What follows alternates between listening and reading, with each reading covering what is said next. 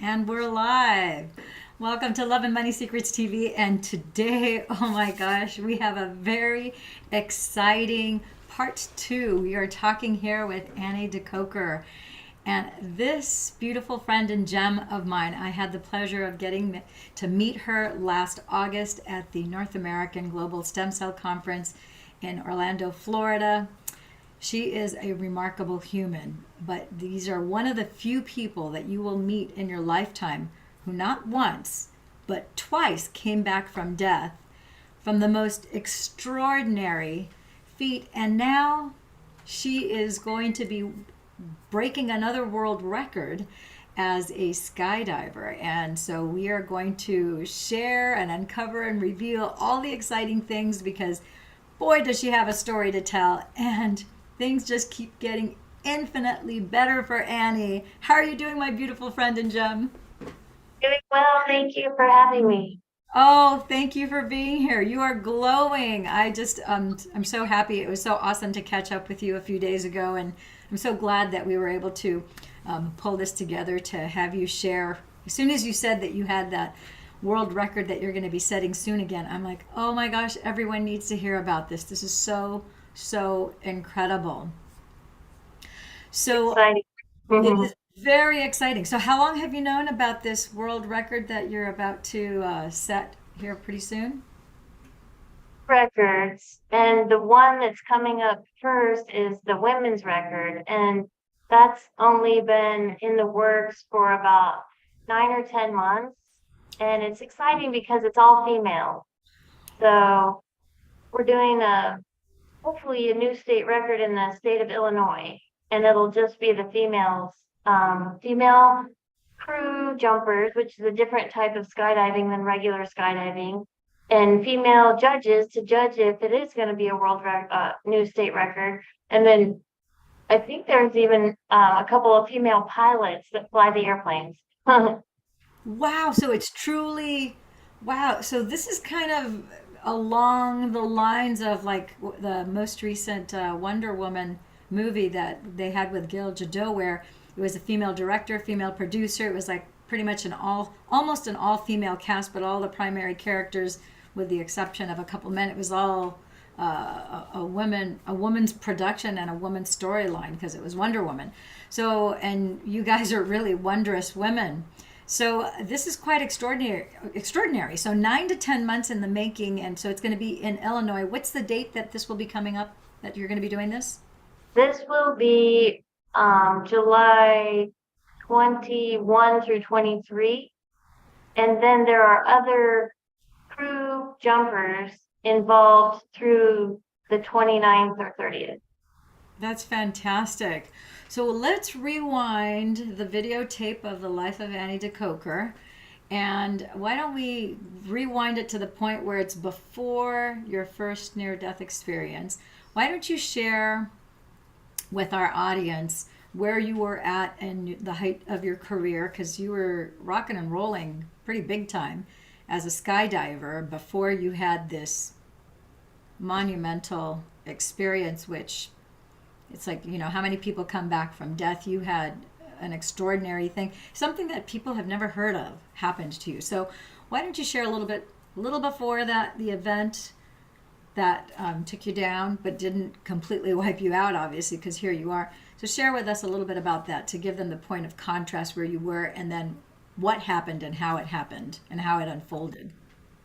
I feel like the beginning is when I got married and my husband and I ended up having relationship problems pretty quickly and thought we shouldn't start a family until after we've been married for a while.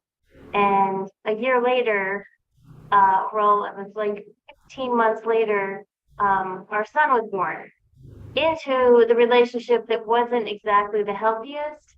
And we ended up getting a divorce pretty quickly after he was born, after a couple of years of counseling and finally throwing in the towel after trying really hard to make the relationship work. And when I got divorced and I realized, I was going to be a single mom and try to do the best I could to make his environment healthy, I kind of was looking at what things do I enjoy for my life and where do I want to be to raise this young man in a healthy way. And that's when I discovered this skydiving. I had known about skydiving, but I hadn't known about group. And it's a different type of skydiving. And we don't do free fall like normal skydivers. And so it's kind of like normal people look at skydivers like you guys are crazy. Skydivers look at dogs like you guys are crazy because we're taught in the beginning of skydiving, once we get to the part where we open our parachute, we want to stay clear of all other open parachutes. So it's very counterintuitive to take your open parachute and fly it into your friend. And we do that. We connect together with our parachutes open, create formations. So it's very scary for a lot of skydivers to think about getting close like that under parachute, what they call the canopy. Um, and it takes a bit of upper body strength to maneuver that parachute into position. It's kind of like you're in a hurry to parallel park your helicopter, so to speak, into a moving parking space. So if you could imagine trying to intersect that spot in a perfect place to put your lines on their ankle, that's kind of a little bit of an idea of this crew thing. So it's very So, weird. There aren't so very many females. well, yeah. So just as the collective group of skydivers, you know, in the general population, it's like, wow, skydivers. It's like the military, and then there's those people who are like extreme adventure sports enthusiasts who do that. And then, but it's like everything is relative, of course. And so now you're talking about skydivers versus formation skydivers. And that's like the difference between, let's say, riding a tricycle and then somebody who does the Tour de France and, you know, rides 100 miles and fast. They're able to do 100 miles. It's like, wow, that's like next level. Like everybody thinks that, you know, you guys are crazy. And then another level up, if we can all even fathom such a thing, you know, to do it with all women. So it's like primarily it's not a female dominated sport. It's a sport that's really primarily all males. So the fact that you can even find enough women where you can do these formations where they're all women is like pretty incredible. That's a good analogy to go for a bike ride for fun, to go to a wind tunnel and float on the air for fun, or to do a tandem skydive for fun is not like competition or setting records. It's a whole nother level. It So is you're right. quantum. Yeah, it is. Finding It is these a females, vast. it's not it's not not an easy thing, and it takes a bit of training and confidence and upper body strength to maneuver in a way, and then to keep trying.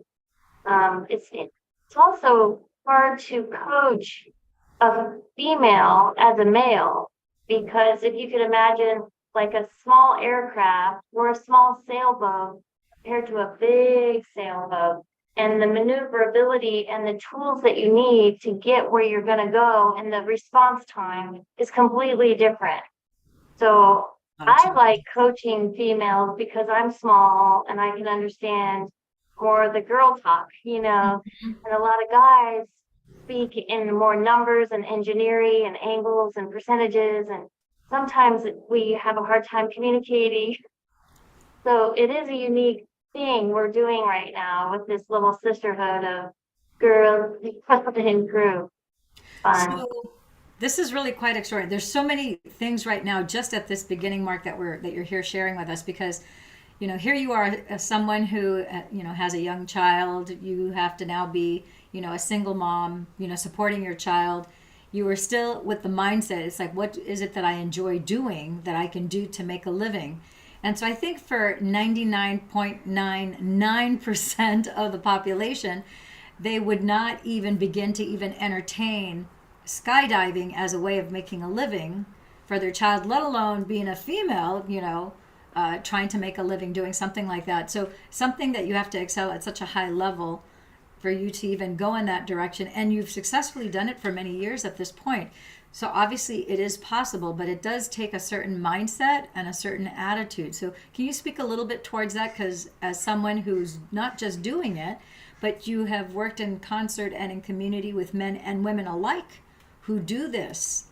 So I'm sure you see some common denominators.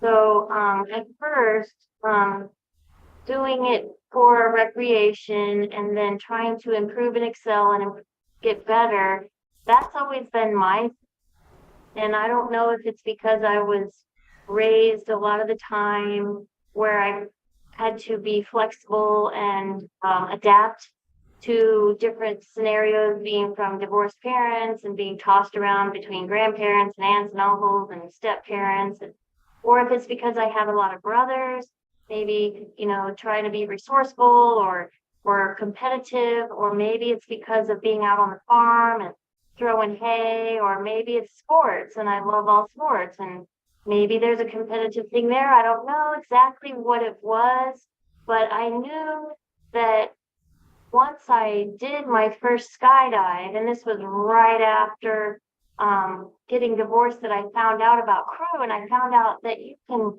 do this team thing as a team. You can't do it by yourself.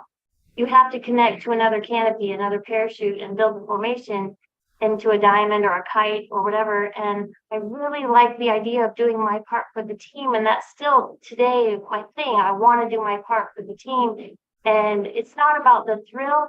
It's not about the adrenaline thing for me. I don't do base jumping. I've never done bungee jumping. I've never done you know, a lot of the high adrenaline things. I don't do that. I like doing crew because I feel like it's the safest discipline of all skydiving. Because if something does go wrong, which when humans are involved, you do have the risk of human error, including flying on an airplane or driving a car, there's going to be human error. And with a crew, you have that parachute already open. So you're not falling at terminal velocity. You're gliding and you have your friends around you and you're at a high altitude and you can communicate, get that line off my head. Maybe. So I feel like it's really the safest discipline of all skydiving. So I was instantly attracted to the idea. And I even still to this day, it's funny because most crew dogs are male or older, or well, I'm older now too, but people look at me and they're like, I get that you're a skydiver, but I would have never guessed that you do crew. And I'm like, what's that mean? I don't even know what that means. But so I was attracted to that element of trying to do my part for the team, trying to perform and be there to fill that puzzle piece. And my son was young. I wasn't going to make a living at it, but it was definitely fun for me to do and to plan. And he was instantly kind of adopted into this crew community that do crew for a whole different attitude. I find that generally speaking, if I was going to make a stereotype, I would say a lot of skydivers are a bit egotistical and in it for themselves, for that adrenaline. But when it comes to this crew community, it's very unique. We're literally putting our lives into the hands of our friends. And we connect and we do this unique thing and we're bonded in a very unique way. It's not the perfect family, but it's probably dysfunctional like every family, but we are a tight-knit family. And I love that. I love that about crew. So I was doing my thing and finding every spare weekend that I could. And my son and I would maybe drive to Florida and camp out in a tent. And I'd spend a weekend doing crew at these. Then I got to understand that there was going to be a world record attempt in 2005, 2 years after I started.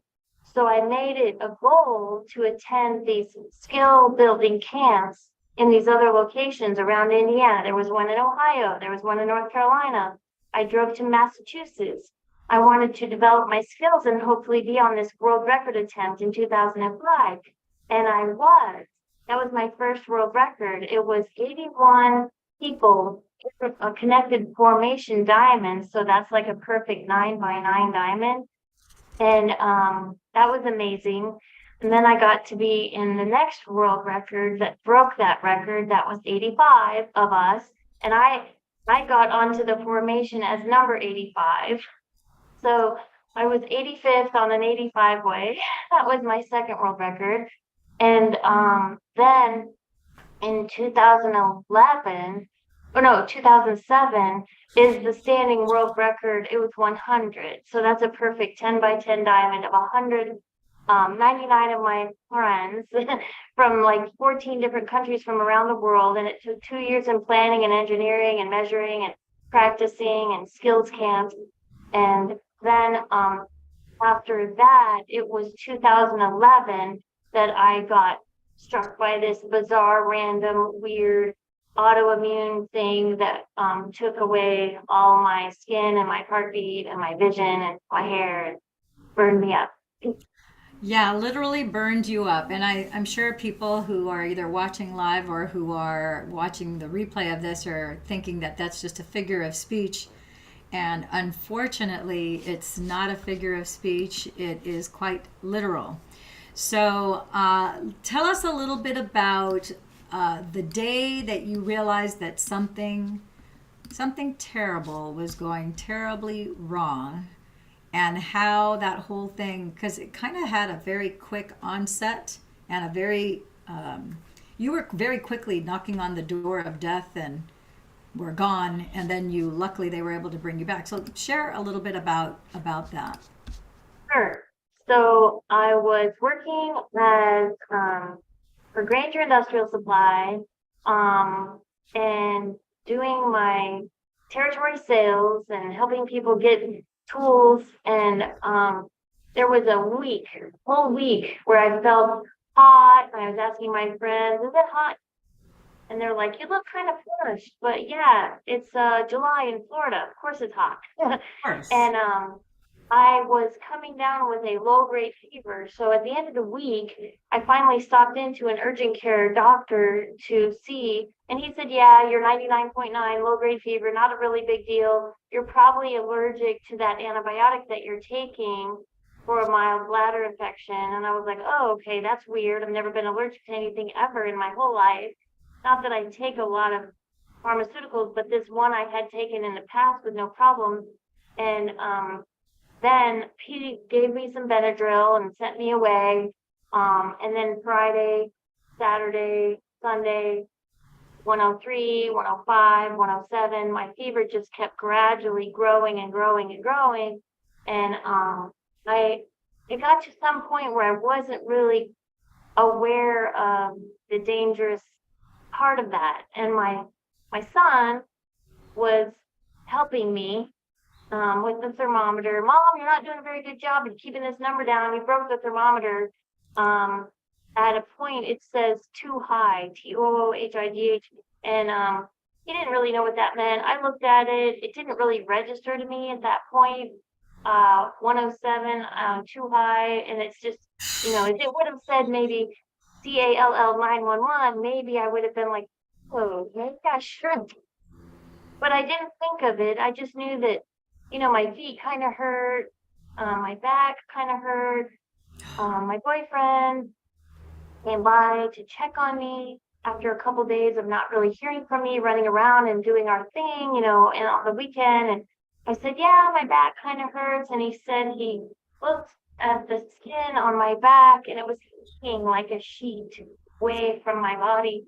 And the bottoms of the skin was separating apart. And he just said, "We're going to the ER." Picked me up, took me to the ER. And this was in the center of Florida. And they diagnosed me immediately with Stevens-Johnson syndrome, gave me a little packet that was stapled together of all these papers that said, 47% fatality rate, permanent blindness, permanent brain damage, permanent hair loss, permanent ear loss, and all this. And I remember reading those papers and thinking, I did not want my son to read these papers because he would worry. And they rushed me in an ambulance to then go to Tampa General Hospital burn unit, where they're very familiar with Stevens-Johnson syndrome, where I joined 6 others that happened to have it at the same time that I was in there, and they were in there. So we were all in some stage of being all burned up by our own fever internally, just blistering and boiling. I ended up losing everything, literally my heartbeat, my brain cells, my vision, my second and third degree burns on my corneas were sticking to my eyelids, so they were knitting. And that's where the blindness comes from. The brain damage comes from the fever in the brain where I have white spots that show on the MRI, all kinds of scarring and brain damage, which would be technically permanent, is what they say. Just like the scars and the loss of, I lost my lips, my taste buds, it was black and burned and crispy. I couldn't talk. My couldn't see, I couldn't talk. There were blisters in my nose, blisters all over my face. They said I wasn't recognizable as a human. I couldn't move my limbs because of the blisters everywhere. They couldn't take my blood pressure. They couldn't do the compression on my legs because when they would touch me, my skin would just, it was oozing and blistering everywhere. My toes were black. I had no ankles. I had no neck. So hot mess. And then they don't know. They said, they told me later, I found out a lot of the backstory. They don't really know who's going to make it or who's not. If you're, I was the oldest one out of the 7 of us that was in there. I was the most covered with the burns and the blisters in second and third degree, all over 99% of my body. I think it's funny they said 99 because I couldn't see a square inch of me where there wasn't a blister or a burn. In fact, it even went inside my mouth, my nose, my ears, inside other places it loves the mucous membranes to burn those first. And unfortunately, 5 of those people died from it in the hospital where I was, and 2 of us survived. I was the oldest, and he was one of the youngest. There were people that had taken Benadryl for poison ivy, any synthetic. It can trigger this in a body, anybody's body at any time. So it was a real miracle by God that I came back to life after flatlining twice and had some really vivid dreams of that moment, like, and then in recovery, everybody was gawking at me. I was there for a month, really like saying, wow, I was there when we intubated you, or I was there when we wrapped you or unwrapped you with the wet sylvating gauze or temperature controlled environment, or when your friends wanted to come visit, wouldn't let them because it was too traumatic. And my pastor from my church locally in Central Florida had seen me, and his wife told me later she'd never seen her husband. In all the years they've been married, she'd never seen him so torn which way to pray.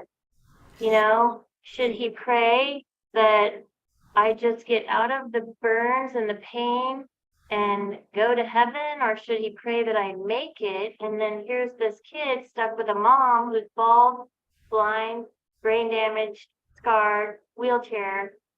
How's that for a mom? He didn't really know which way to pray because the prognosis of permanent damage, permanent hair loss, permanent vision loss, permanent brain damage, that's not really a fun prospect to look at for the rest of your life. And on Wednesday, August 3rd, he told the congregation, we're going to pray that she makes it to live, which was also the same Wednesday, August 3rd, that a bunch of my Indiana family was praying for me at their Wednesday night church service, which was also the same Wednesday, August 3rd, that my brother and his church had sent a prayer cloth from North Dakota that arrived to me at the Tampa General Hospital on Wednesday, August 3rd, which was the same day that I flatlined, that I died, that I ended up not staying dead.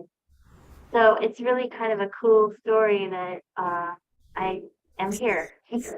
Yeah, all these intersection points. So, do you recall what you experienced when you flatlined, whether it was once or twice? Because I know you said you flatlined twice. What were you experiencing in that other realm? Because sounds like you may have had potentially an out of body experience, but you obviously had some sort of spiritual interaction on the other end. Do you have memory of that? And what was that like?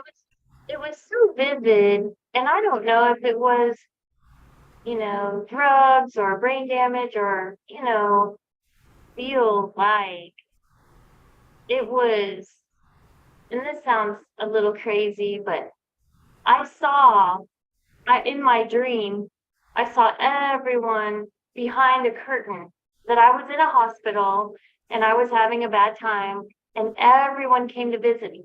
And I could hear them clearly talking about me. They were all like, as soon as she falls asleep and takes a nap, we're gonna like surprise. We're gonna be here to support her. And I was like, oh, this is so exciting. There was my grandmother, my brother, my other brother, his wife, and their sons, and my dad and Connor. Like doing the normal things I would do. My son was playing catch with a baseball. My brother was smoking a cigarette. My grandmother was in a rocking chair, and everybody was waiting for me to just fall asleep so they could implement this surprise in conjunction with the nurses. And the nurses were getting impatient. They're like, "When is she gonna fall asleep?" And my dad was like, "Yeah, she's always been like this since she's a little girl. She doesn't want to miss out on anything." And I was hearing them from behind the curtain. And I was trying to fall asleep, trying to relax my body, relax, relax, relax. And twice I actually dozed off, and I finally got myself to just go to sleep. And what woke me up twice was a different sound. In the hospital, there's a lot of beeping and monitors and little, alarm thingies going off and buzzing. And then it went Oh and no. that that was a different sound. And as I woke up, the nurses, they were like, "Oh," and I tried the second time, and the same thing happened. And everyone was so disappointed. And I wonder, what was there a force of the enemy trying to make me let go and give up? I don't know. So, but the other memories that I really loved were the visions of flowers, pretty, beautiful, sort of periwinkle purple, blowing in the wind, these flowers that all the green, the stem, the leaf, there was no brown on any piece of grass or leaf or flower. And this black lab, real shiny and just like content, looking at me with his smile. You know how sometimes a Labrador has an expressive face? He Yes. was just content, like, looking at me. There was beautiful sunsets, colors, dunes, sand. It was like really pretty, pretty peaceful, content visions of things at the same time. But so those are some of the memories I can recall. Wow, that sounds pretty extraordinary. So you definitely had a near-death experience where you were obviously, your soul was, your body is obviously compromised and knocked out, and you flatlined, but your soul was still experiencing the other realms. And so, and the fact that you could see behind literally that curtain, that veil that you talked about, that's pretty extraordinary. And also the recognition of your family members, and then the nurses that are, trying to encourage you and so forth. So that's amazing that you had that experience. So when you finally did come to, because at some point then you probably were in the recognition, okay, I'm awake, I'm alive, and I'm sure the pain and the discomfort must have been something that you probably can't even articulate with words. But at some point you must have realized, wow, I made it. I'm alive, but holy cow, this is awful. So, what was that when you came back and you are now obviously, your heart's Yeah, beating? I never really thought about dying, or the pain was just something that I was gonna go through. And I kind of felt like in the room, I felt like Jesus was sitting, hanging out in the chair on the edge of the room. Like, I couldn't see anyone. I couldn't see because I had blisters that were fusing my eyelids together, and I couldn't talk because I had tubes down my throat. But I could feel like he was there. Not that it made it any less painful. I was laying on all my burns, and they would wrap and unwrap me, and sometimes it would be super tight and throbbing, and I had blisters in my throat, and my like I didn't want to swallow, but it was so painful. I don't know. When before they put the tube down my throat, I could swallow, but I just thought about what do I need to do next? Like I was waiting to hear the next instruction. Like, okay, coach, what do you need me to do next? The nurses would be telling me, can you move your left leg? And I would try thinking, oh, pretty strong. And I remember being like, I can't hardly move my leg. So I was just waiting for the next instruction. And I didn't feel like I was dying or afraid. Because people would ask me that later, weren't you afraid? I had read that whole paper, but I just kept, I don't know, I wasn't thinking of anything except what can I do to, Move you yourself know, along. yeah, what's the next step? That's amazing. So I knew I was kind of an object of study when the white coats would come in with their 3, 4, and 5 students behind them and want to look at my back or want to look at my skin. I knew something was different. And then I'd have a lot of the nurses tell me, you're a miracle. And look at you, you're looking good. And I had no idea what I looked like. And it was about, 25 days later when I got to get myself out of the bed and drag my little, I was had Yeah. tubes everywhere into the bathroom and look at myself. I remember it was kind of a fuzzy vision of like the mirror. And I remember going back to the bed, and the next time that a nurse came into my room, at that point I wasn't in ICU anymore. I was pretty much recovered pretty well, except for a lot of the lids. That was the last thing to heal. Um, I told the nurse, so I said, I'm sorry, I went into the bathroom and I think I got these slipper socks wet. You guys probably have slipper socks on my feet, and I can feel that I got them wet, that I was slipping on them. And she's like, honey, you have nothing on your feet. That was my own skin, Oh, like slipping because there was a separation, like a giant blister. They ended up cutting off my old skin of the bottom of my feet, and my son thought that was pretty cool. He wanted to frame those footprints. But the other thing I told her was the lighting in your bathrooms is really weird. It's like bright pink, like fluorescent lighting in your restroom in the hospital. And she's like, no, it's your no, receptors in your that's eyes. just you. I had fresh, burn, pink, pink, pink, pink, pink, bright pink, everything. I was just glowing with new skin. Um, a lot places. I ended up losing, I would go on to lose all my fingernails and all my toenails. And I regained my taste buds after I was out of the hospital about 4 months. That was a great day. As much as it burned my tongue to have a peach, I could almost smell it and I could almost taste it, and I sliced it and I was like, and I put it in my mouth and it would burn and I would drop it and I would do it again and again. I'm like, I think I'm getting my taste buds back. The great thing. Wow. So let me ask you this. I know we've had several conversations and I've never asked you this before. So what have you learned about pain? Oh yeah. It's all relative. And vision, when when you can't see, it's it's so much worse than when you can see. When you can open your eyes in the morning and you wake up and you can see, it's a beautiful thing. It's Hmm. just like the ability to see is is a good. I really appreciate that.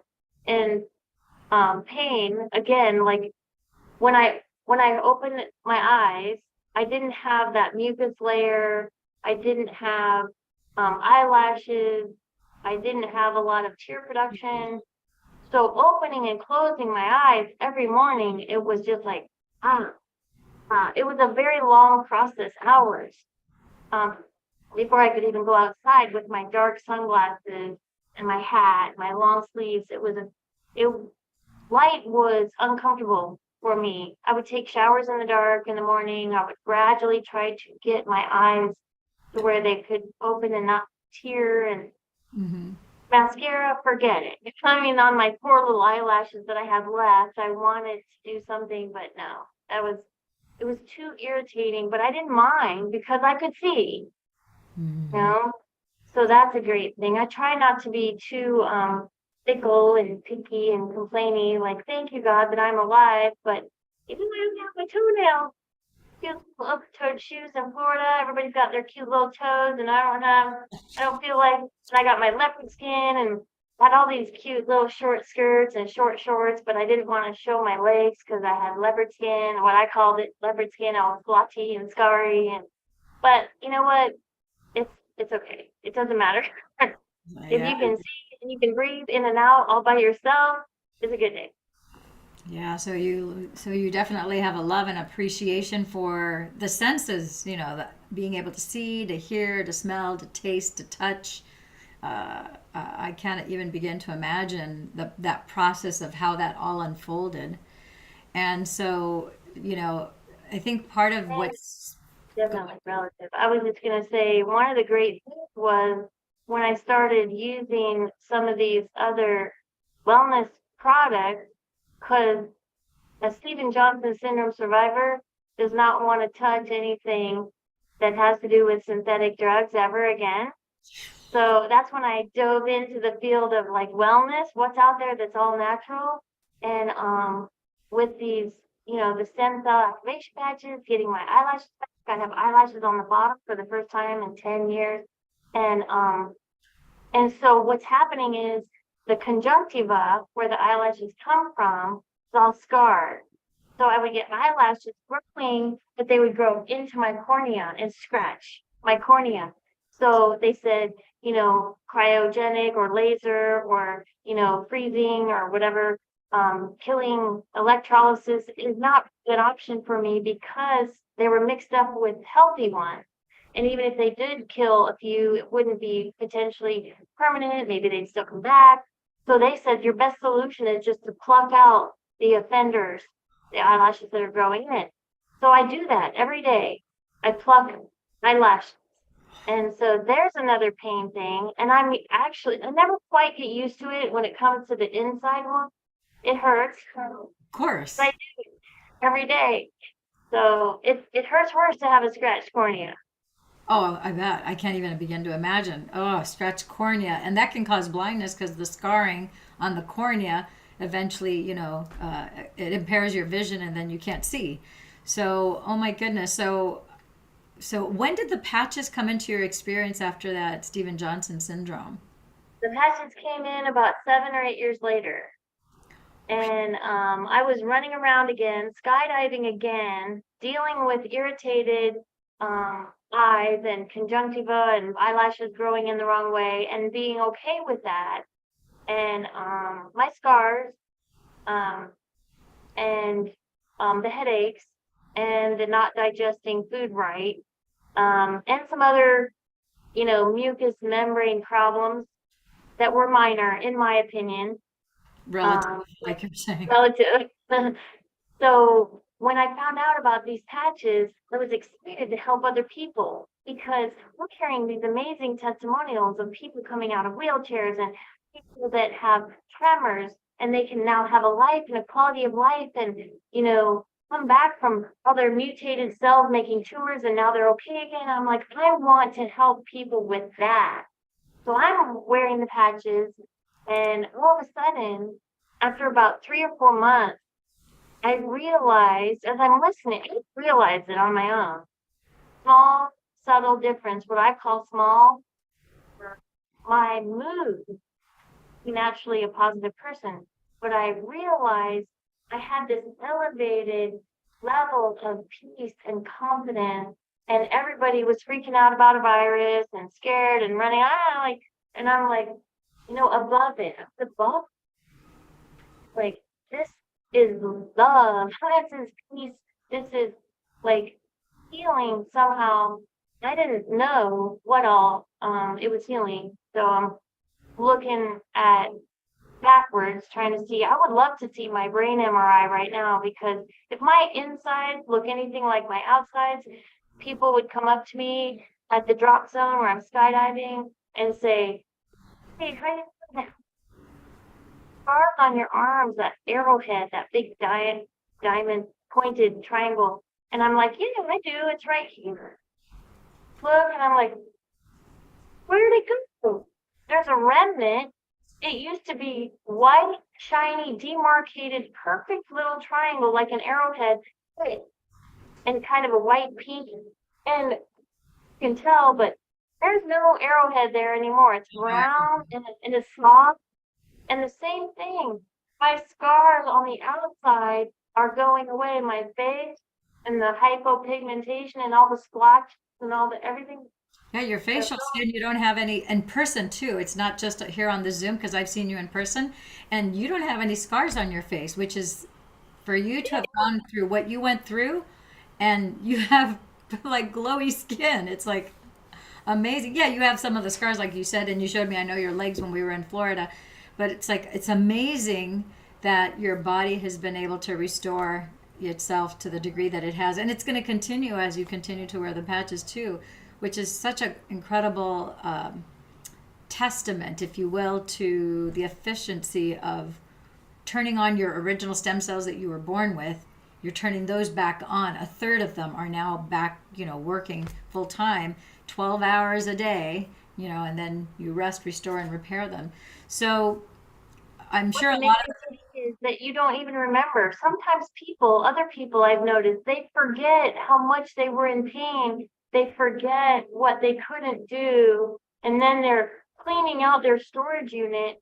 And I'm like, "I thought you said," and they're like, "Oh, yeah, before, huh?" we But do. they don't Yeah. think Well, till midnight. yeah. So, I mean, you had so many things. You were literally burned head to toe, inside and out, to the point where you flatlined twice. So, everything in your body was damaged. So, to keep track of all the things is no small feat. And so, of course, as you come out on the other side and you recover, there are things that you're going to forget because compared to, like you said earlier, pain is relative. So because you had some things were so excruciating, some of the things that are less excruciating or less painful, you're going to forget about. And I just had last week I realized, like, one of my things was I got hit by a bus 6 years ago and suffered a traumatic brain injury, neck injury, back injury, and a leg injury. And I just realized, even though I was interviewed just a couple of weeks ago on a podcast, and they had me list everything, everything I had before as a result of that accident, and then everything that was repaired after. And post that podcast, I realized, oh, I had this thing called nystagmus. I'm like, oh, that's right. I have no idea when that stopped because I've been on the patches for a year. I'm like, that's right. I used to have nobody knows what nystagmus is. It's something that usually only people either with neurological conditions or with traumatic brain injuries get, and it's where you go to look at something and your eyes all of a sudden will rattle back and forth like this, and then it's just very quick, and it'll stop, and so usually you don't see it on yourself, but you can feel it because everything kind of rattles in your vision. And sometimes people can see you. It's like, whoa, your eyes just went back and forth super fast. And so I don't know when that stopped. I just realized as I was talking to someone, talking about the stem cell activation patches, I realized, oh, that's right. I used to have nystagmus. I'm sure you have things like that. You're like, oh, yeah, I used to. That's right. I forgot about that. I don't even know some of the things. The one thing that is really cool, though, that is measurable is my every 6 month ophthalmology visit, because when I got out of the hospital, I had to be visiting with a dermatologist, and I was visiting with a specialist where all the connective tissue in my mouth was having to be cut because it was all melted together. And I had to see the ophthalmologist and, deal with my eyelashes and my no mucus layer and my bad vision from the blisters and all the problems with my eyes. And that was the neatest thing, because as time goes on, and this began not the first 6 months, maybe not even 12 months, but about 18 months, he started telling me that so first out it started out like, sorry about your luck, you've lost your mucus layer around your eyeball, and we don't make mucus drops at the pharmacy or anywhere. Doesn't It's just exist. something that you're going to have to live with. We don't have any solution for you. We're not talking about tears or moisture. We're talking about mucus. It's a completely different thing, although you don't really produce tears like normal either, and you don't have good vision either, but what's to be expected when you were blind and now you can see. And then my vision started improving because they checked my vision all the time and it was improving and improving. And I don't even have anything corrective in the right eye at all now. Because my vision has improved so much in this eye. And then the mucus layer was returning. And then he says my macular health is improving. So my vision's improving, my macular health is improving, my tear production, my mucus production, and my adhesions. That's what he called all the scars on my cornea and on my conjunctiva. Last time I saw him, he said, I've never seen your eyes look better. All your adhesions. He said it's remarkable.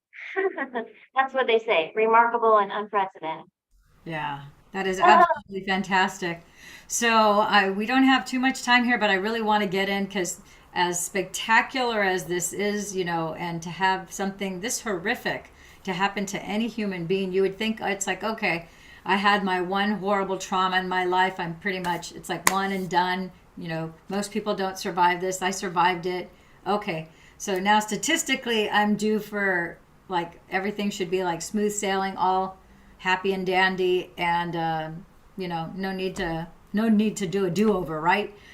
And a year later, you're actually back to skydiving. Was it a year later or 2 years later?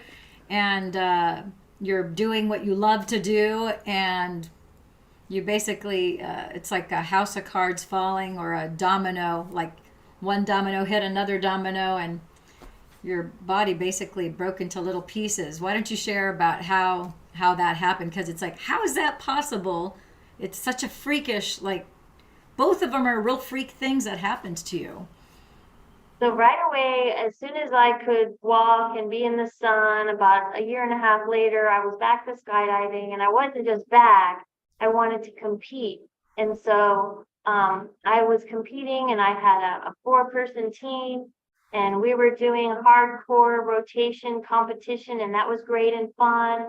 And it was hard to find teammates, so I became my own team captain, and then I'm recruiting my teammates. I'm designing my t-shirts and I'm designing parachutes, and we're competing, and it's in a very hardcore competition.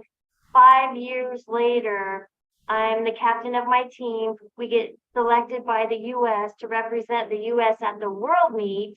And so we've got our team in Florida practicing our competition. And it was a little weird weather day because there had been a tornado 2 days prior.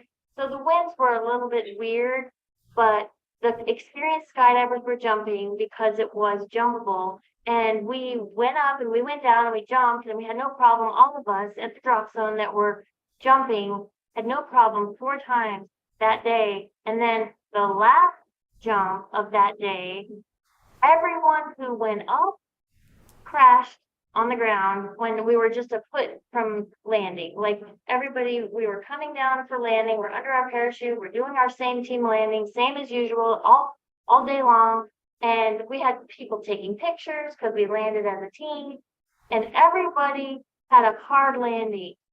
My friends that hurt their ankle and pulled their hamstring, and I ended up getting hurt the worst. It was like there was a weird dust devil or a little tornado or some weird wind Shift. phenomenon that just pushed us all down hard at that 20-foot level. And I broke my whole, like they said, my tailbone, both of my hips, and it snapped my femur in half. That's a big All bone to these bones were broken apart.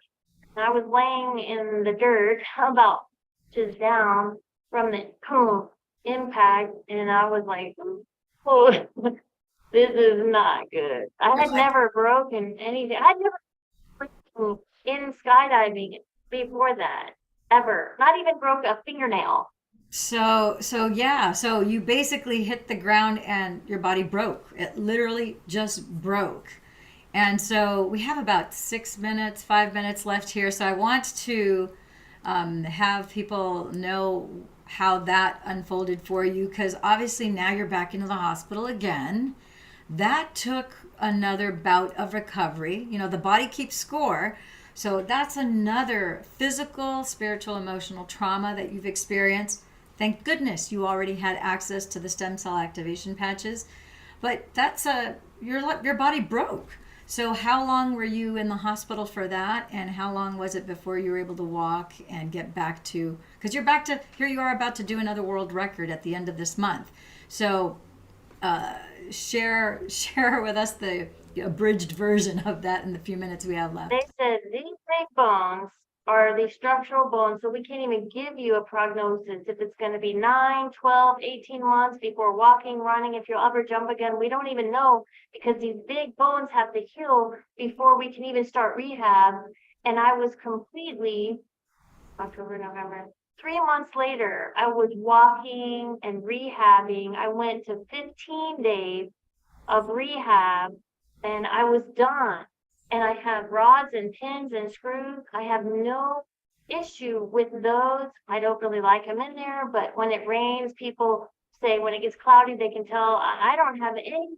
I can run, I can jump, I can do everything.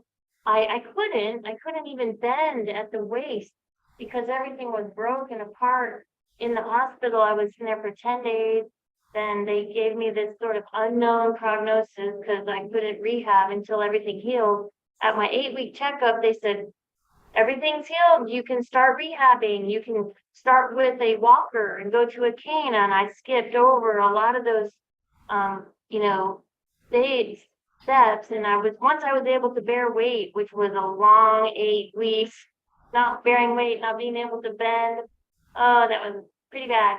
But now I'm good, not only good, but I got to compete again at the world meet with my team again in October and represent the US and got my shirts made, and now we're doing another world record attempt. I've already been able to be involved in a couple world records. I was the only female in the country of Egypt to do crew so far. I got to go there, so that was amazing. And so it's been awesome. I feel totally recovered. I feel super blessed with these patches. I feel healthier than most normal people. I'm jumping with girls that are half my age and they're tired and they're weak, you know. So So I'm like, come on, you guys, go. So, you know, that is, I love that. I love that. And one of the things that I've noticed on the patches is like, I'm a cyclist. I love doing long distance bike rides. And so for me, like 16-mile bike ride, it's like, why even bother to pull your bike out for 16 miles? I like 24 on up. And so I've been doing, just recently, the last several Sundays, I've been doing 30-mile bike rides, and I do it as fast as I can. So I'm going about 20, sometimes 22, 24 miles an hour, but I'm, you know, really booking it. And it's an 85-pound bike, so it's not a light bike. And I got to tell you, I try and leave 2 hours before sunset. So I'm going away from the sun and then I'm coming back so I get to see the incredible sunset. It's dark by the time I get back. Um, and 30 miles and none of my muscles are burning. I'm not tired. I don't have to go to bed early because I did 30 miles. And so now I'm going, okay, well, I want to ride like all day long and see how many miles will it take before I actually start to get tired or start to get like muscle burn where it's like, oh, I just want to stop, because 30 miles and I don't feel that. 2 hours of straight riding. So, and I'm not 35 or 40 years old. I'm definitely north of 40. Okay, I'll confess I'm north of 50. And it's so fantastic. So these patches really do give you strength, stamina, increase muscle mass, and increase muscle mass. I've been on the patches a year, and increased muscle mass doesn't mean that you have to either gain weight or get bulky like muscly. You have increased, your muscles are denser. They're just because as you age, your muscles, start to break down and they start to atrophy. And the good news is that when you're on the patches, everything gets repaired and restored with the original tissue. Even if you have scar tissue, that gets replaced too. So we only have like a minute. Actually, we have zero time left because I have to start my next Zoom call that starts at 2. But this has been incredible, Annie. I know there's so much for you to share. You have an incredible team. I just wanted to mention real quick because you said you were trying to do your part of the team, and you also mentioned putting the lives in the hands of your friends.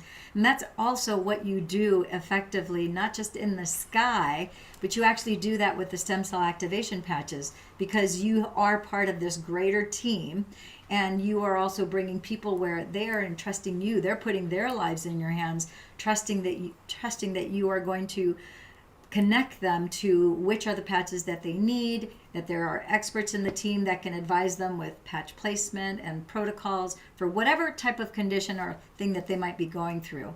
So there's a lot of parallels that you were already aligned to move forward at even greater levels.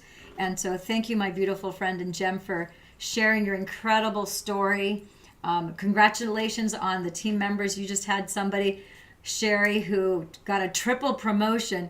There's a lot of like, oh my gosh, who does that? And of course, that's resonating through your team where they're having these spectacular results.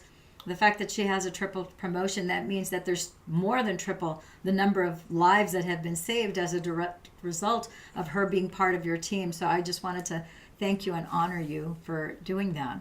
Okay? Thank you so much. Ciao for now, my friend and Jem. So I'm going to tune in, tap in, turn on to my next Zoom call. For those of you who are, if you're going to join in the info question and answer, it's right now after this call. So we're going to finish this one and start the next one. Okay? Ciao.